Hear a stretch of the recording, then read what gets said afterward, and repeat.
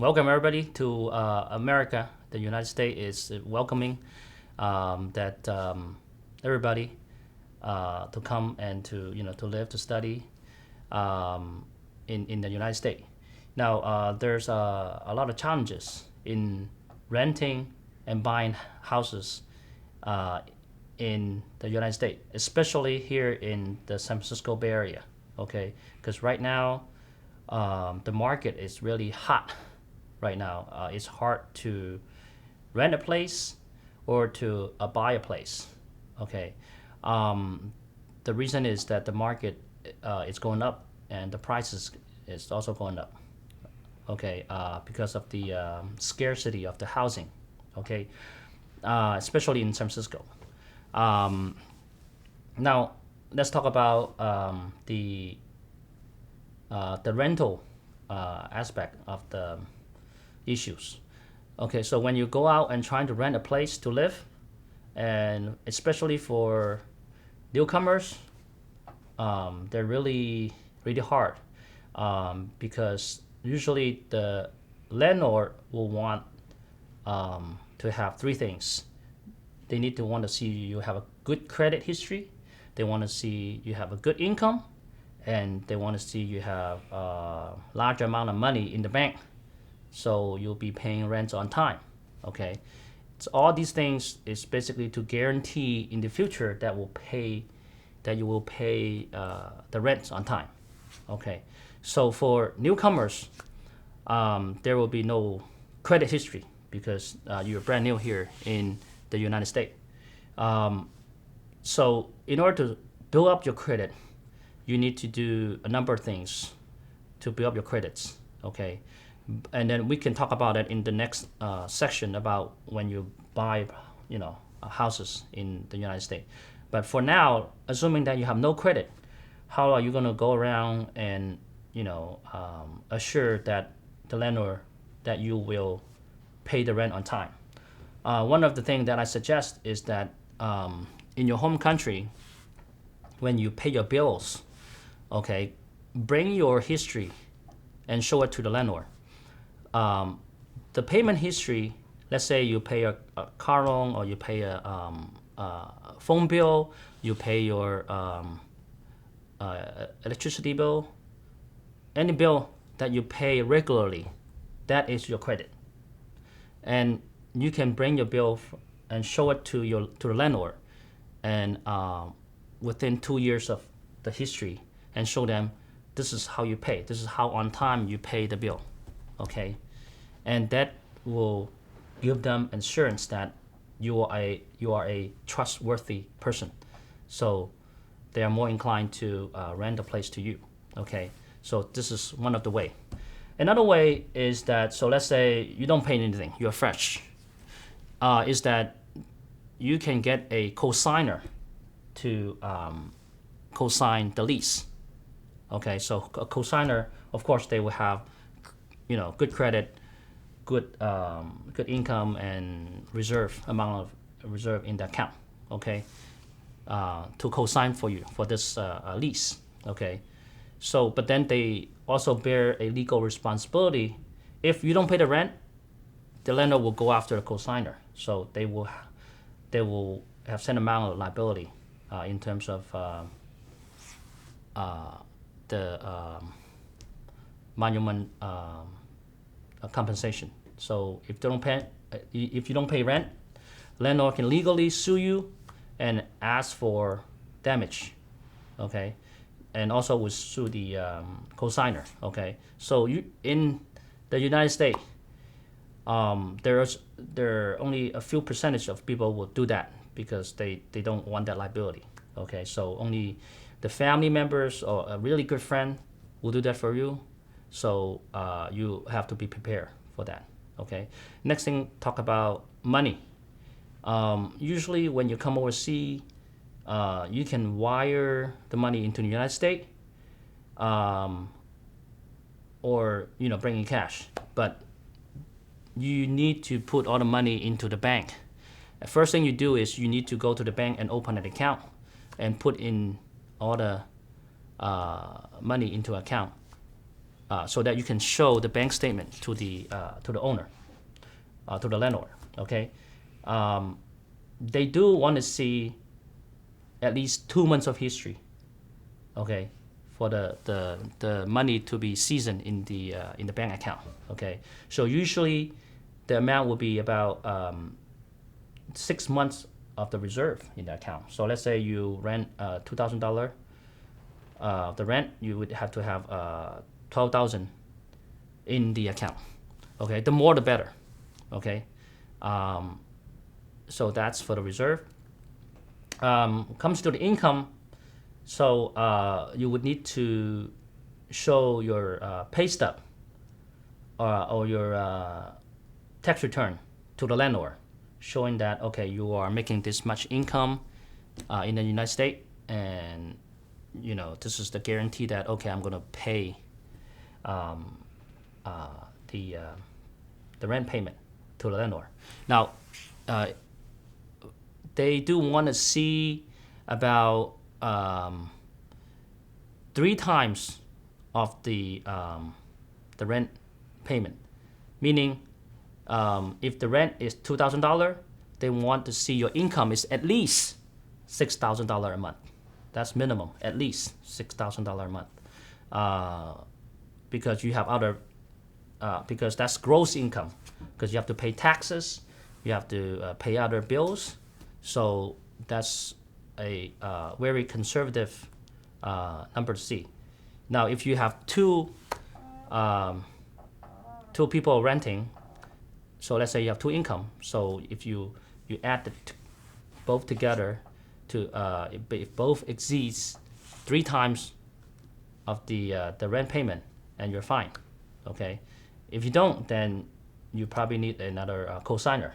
Okay, so in summary, you need to show good credit history in your home country and show it to landlord, and you need to put the money into the bank, and you also need to show your the pay stub to the landlord, showing that you have at least 3 times of rent payment. So this will make the landlord much more comfortable in renting the place to you. Okay, so now let's talk about buying a house. Okay, so in terms of buying a house, the bank want to see that you need to have at least 1 year of credit history. So when you come to the United States, you're fresh. You need to apply for secured credit card first, because the credit card, the bank wants you to put I think minimum about like $500 into the bank account, and they will issue a secured credit card to you. And then if you use the credit card, let's say you use $100, then the $100 will come off from that account. Okay, and that will help you to build up the credit history. And also, 6 months later, you can apply for a unsecured credit card. That means you don't need to put up any money, and the credit company will grant you a credit line. Let's say $1,000 or $2,000 credit line, and then you can use that as your credit history. Okay, so you need to do that at least with 3 banks. Okay, initially to set up your secure credit line, and then with unsecured, you can apply at least 3 unsecured credit card. Okay, about 6 months later. Okay, so in total history, the bank want to see you have 1 year credit history in the United States in order for them to lend you the money. Okay, so in terms of the credit, I think that pretty much will cover it. And the credit limit, you must keep it below 50% ratio, meaning if you have a total of $3,000 credit limit, the bank want to see you don't spend all of that $3,000 credit limit. You would spend less than 50%, meaning $1,500 a month. Okay, the spending. So they do want to see your spending habit as well. Okay, if you have a good spending habit, that means your credit will go up, and your the credit score ranges from anywhere from 400 to 800. Okay, so that will be a big help to you if you keep it at 50% of the limit. Okay, now let's talk about the down payment. Down payment from OSC usually can be wire or can be given by a relative. Okay, so if it's your own money wired from the foreign account, and you must show that the source is from the account in your home country. Okay, now if you get the money from your family, then they must show that this money has come from your family member, and your family member, the donor, is called the family member is called the donor. The donor must sign a gift letter saying that this money is gift to you without repayment. Okay, that's important. So they do need to sign a gift letter saying that this, you don't need to pay them back. This is purely just a gift. Okay, and then that money need to deposit it into your account in order to be officially your money, and that you can prove that, okay, I have that money as the down payment. Okay, so the down payment is important. So because besides the down payment, they want to see at least 6 months of reserve after that, after you purchase a house. Okay, so let's say the payment is again $2,000. That will include the mortgage payment and the insurance and property tax. Okay, they do want to at least 6 months of that in the account after you purchase the house. Okay, so some require 12 months of the rent payment, of the mortgage payment. Some bank I see that is 24 months. That's a lot of money, but then they do want to see that in the account. Okay, so you just have to when you shop around for the mortgage, you need to watch out on that. Okay, and make sure ask them for how many months of reserve, so you can prepare how much money you're going to need to put in your account. Okay, and the third thing is your income. The income must be documented for at least 1 year. Okay, so let's say you graduate or you start working. Okay, you must have 1 years of history. That means you at least file 1 year's of tax return. Okay, and show it to the bank, saying that, oh, I have 1 year history and working here. And the income must be, again, your expenses, your housing expenses, that's including mortgage payment, insurance, and property tax, must be 45% of your gross income.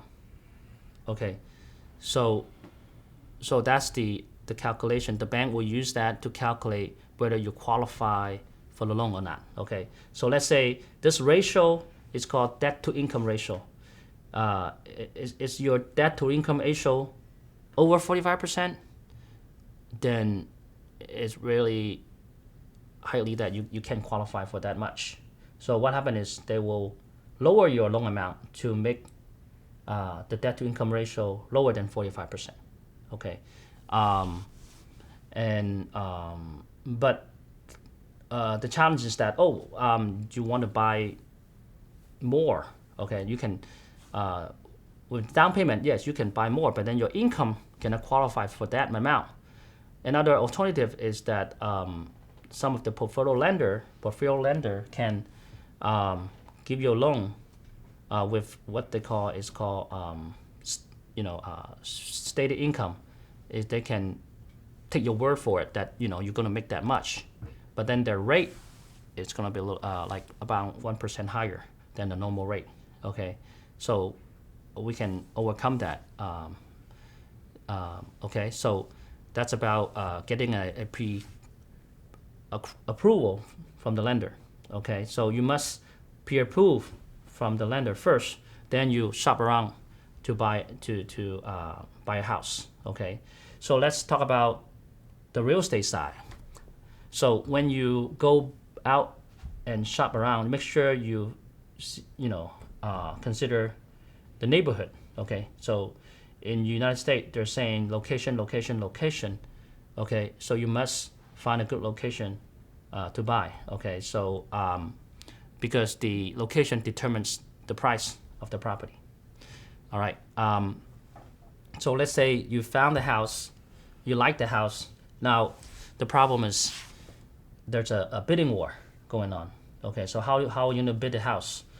Because you have 5 other or 10 other buyers competing against you. Okay, so what's going to happen? Okay, so let's say you have to consider if, let's say, you make an offer for a $600,000 home, and the seller wants $650,000. Okay, so bear in mind, this is what the seller wants, not necessarily the bank is going to pay for that much. Okay, so initially, people would agree to giving the seller $650,000. Okay, because right now it's the seller's market, so usually they agree to that. Now the only problem is when the bank send out the appraiser, and the appraiser comes back say, "Oh, this house only worth $620,000." Okay, now you're $330,000 short. So that's a problem. How are you going to overcome that? You can either say not buy the house and sign a cancellation within the loan contingency period, saying that, "Oh, I'm sorry, the bank cannot appraise this house into the same as the purchase price." So you can sign a cancellation and cancel the contract and get your deposit back. Now, the problem is people still want the house. Then you need to prepare for the additional money as your down payment. That additional money is about $30,000 to be your down payment. Okay, so you need to, and plus reserve. Okay, so you need to have that into the consideration. Okay, so let's say you still want it, then you need to sign off on releasing the contingency for buying this home. So this is a part of the transaction process. Okay, another transaction process is for you to inspect the house. So let's say you buy this house and there's a repair that need to be made. So let's say the roof is in the best shape, but initially you don't see it during the transaction. You did an inspection, and the inspection say, "Oh, the roof needs to repair," and it's $20,000. Okay, now the seller will come back and say, "Well, I'm sorry, I'm not going to give you the $20,000. You either take it or leave it." And then within the inspection contingency period, you can legally withdraw the contract and sign a cancellation and get the deposit back. No problem. And the California law really protects the buyer. Will give the buyer enough time to perform inspection. Okay. Now, most of the time, the seller will say, "Oh, let's split in half. will give you 50-50. So that I'll give you $10,000 to make the repair. That's it. That's all I can credit to you. Okay, they can either give a credit to you or lower the purchase price. Okay, but bottom line, I mean, you're gonna pay $10,000 less for the house. Okay, or if you hire a real estate experienced real estate broker, they will fight for you, negotiate for you, and you get your full $20,000 credit.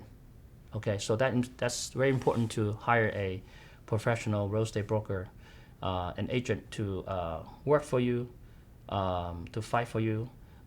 There's a fiduciary responsibility for agent to represent you in the real estate transaction, and make sure there's no hiccups in the transaction. There's no legal lawsuit, legal battle in the transaction, because it's common that the buyer and seller has different opinion, and they come into different terms, and they end up in a courthouse. Okay, and make sure you do that in the specific time frame. Okay, so once the contract is signed, you are legally bind to the terms of the contract. The terms includes the price and the time frame. Okay, so a lot of time people get into trouble because they don't follow the time frame of the transaction. Okay, so legally, if you don't follow the time frame, the seller can give you a notice to perform. Sometimes they give 24 hours. Sometimes they give 48 hours for you to perform, either to buy or not buy. Okay, if things drag beyond the contingent period, some seller are angry. They wanted to ask for damages, the compensation, saying that, oh, you dragged the time for too long. You got to compensate me for dragging the time, or I'm going to take your deposit. Okay, because your deposit if the title company. Now, so within the time contingency period, you say, okay, I'm fine. I'm gonna go ahead and still purchase the property. Then, and the loan is approved, then you would go to title company to sign off on a loan document saying that you're gonna use the house as a collateral and you borrow against the property, and you need to sign off the loan payment, okay, at the title company. And what the title company does is that they will issue a title insurance for you, make sure there's no liens against the property after you purchase the home. And also they will make accounting of the money. So all the fund that go into the account, and they need to disperse to the seller and to the seller's lender, and to pay off the other loan, okay, other lien. That's why we use title company here in the United States. Now, that's in the normal transaction. So it's important for you to find a good broker, an agent that fight for you, that will help you to